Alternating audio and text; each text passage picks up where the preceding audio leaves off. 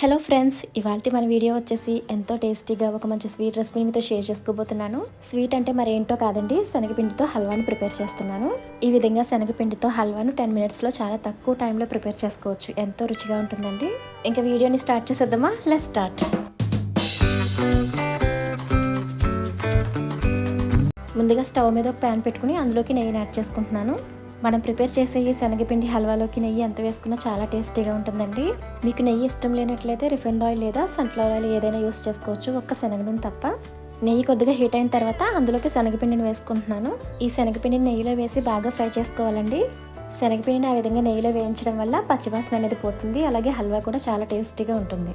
శనగపిండిని ఆ విధంగా నెయ్యిలో వేసిన వెంటనే నెయ్యి పీల్చేస్తుంది. సో ఆ విధంగా మనం కలుపుతూనే ఉండాలండి.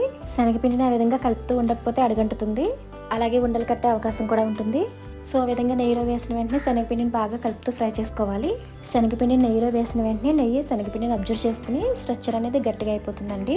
సో ఆ విధంగా వేయించే కొద్దీ మనకి స్ట్రక్చర్ అనేది లూజ్గా వచ్చేస్తుంది. శనగపిండిని ఆ విధంగా నెయ్యిలో బాగా ఎక్కువసేపు వేయించుకోవాలండి. అలా వేయించుకోవడం వల్ల మనకి హల్వా అనేది పిండి పిండిగా కాకుండా చాలా టేస్టీగా ఉంటుంది. ఇప్పుడు ఇందులోకి 2-3 టేబుల్ స్పూన్స్ వరకు కాచి చల్లార్చిన పాలను యాడ్ చేసుకుంటున్నాను. అలా పాలను వేసుకోవడం వల్ల హల్వా చాలా టేస్టీగా ఉంటుందండి. ఆ విధంగా పాలను వేసిన తర్వాత మొత్తం అంతా కూడా బాగా కలిపేసుకోవాలి. ఈ విధంగా శనగపిండితో హల్వా లేదా స్వీట్ని ప్రిపేర్ చేసేటప్పుడు చాలా ఈజీగా ప్రిపేర్ చేసుకోవచ్చండి, తక్కువ టైంలోనే. బట్ శనగపిండిని ఈ విధంగా వేయించేటప్పుడే కొద్దిగా కష్టపడాల్సి వస్తుంది.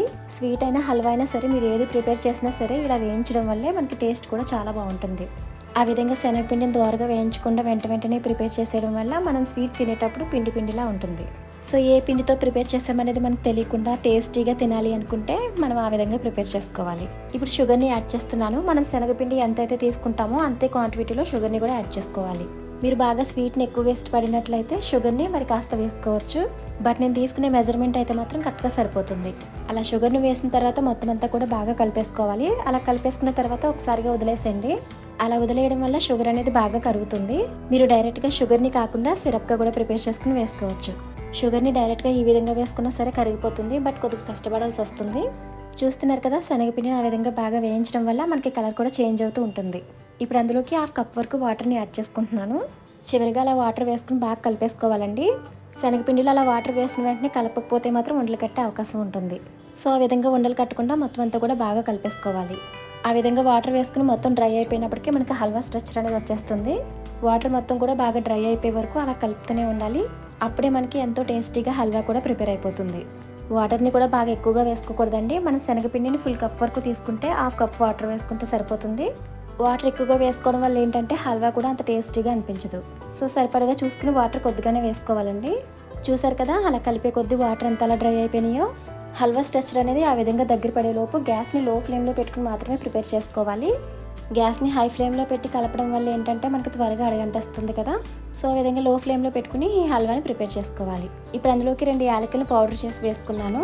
యాలకుల పౌడర్ వేసుకోవడం వల్ల మనకి హల్వా చాలా టేస్టీగా ఉంటుందండి. ఆ ఫ్లేవర్కి ఏ స్వీట్ని ప్రిపేర్ చేసినా సరే యాలకుల పౌడర్ ఉంటేనే కదా మనకు ఆ టేస్ట్ తెలిసేది. ఇప్పుడు చివరిగా జీడిపప్పుని యాడ్ చేసుకున్నాను. జీడిపప్పు నేను ఇక్కడ డైరెక్ట్గానే వేసేసుకున్నానండి, ఫ్రై చేయలేదు. మీరు ఇంకా డ్రై ఫ్రూట్స్ ఏమైనా వేసుకోవాలనుకుంటే వేసుకోవచ్చు, కిస్మిస్ అలా ఏమైనా. అలాగే ఏ స్వీట్ ప్రిపేర్ చేసినా సరే కొద్దిగా సాల్ట్ని వేసుకుంటేనే ఆ టేస్ట్ మనకు తెలుస్తుందండి. నేను సాల్ట్ని వేయడం మర్చిపోయాను, మీరు మాత్రం డెఫినెట్గా వేసుకోండి, అప్పుడే టేస్ట్ చాలా బాగుంటుంది. హల్వా రెడీ అయిపోయింది కదా. ఇప్పుడు స్టవ్ ఆఫ్ చేసుకుని ఒక ప్లేట్లోకి సర్వ్ చేసుకుందాం. చూసారు కదండి, ఎంతో తక్కువ టైంలో స్వీట్ తినాలి అనిపిస్తే ఈ విధంగా ప్రిపేర్ చేసుకుని తింటే చాలా టేస్టీగా ఉంటుంది. స్వీట్ ఎక్కువగా ఇష్టపడేవారు అప్పటికప్పుడు చేసుకోవడం కూడా చాలా ఈజీ అండి. చూసారు కదా, ప్రాసెస్ కూడా చాలా ఈజీగా ఉంటుంది. శనగపిండితో హల్వాని ఈ విధంగా ఒక్కసారి ప్రిపేర్ చేసుకుని చూడండి, చాలా టేస్టీగా ఉంటుంది. చూస్తుంటేనే హల్వా నోరూరిపోతుంది కదా. సో ఈ టేస్టీ హల్వాని మీరు కూడా ఒకసారి ప్రిపేర్ చేయండి. మీరు కూడా ప్రిపేర్ చేసి మీకు ఎలా వచ్చిందో మీ ఫీడ్బ్యాక్ని కింద కామెంట్స్లో మెన్షన్ చేయండి. అలాగే ఇలాంటి మరెన్నో మంచి వీడియోస్ కోసం మీరు నన్ను సపోర్ట్ చేస్తారని కోరుకుంటున్నాను. మరి మీకు మా వీడియో ఎలా అనిపించింది? మీకు వీడియో నచ్చిందా? మీకు కనుక వీడియో నచ్చినట్లయితే లైక్ చేయండి, సబ్స్క్రైబ్ చేయండి. Thanks for watching.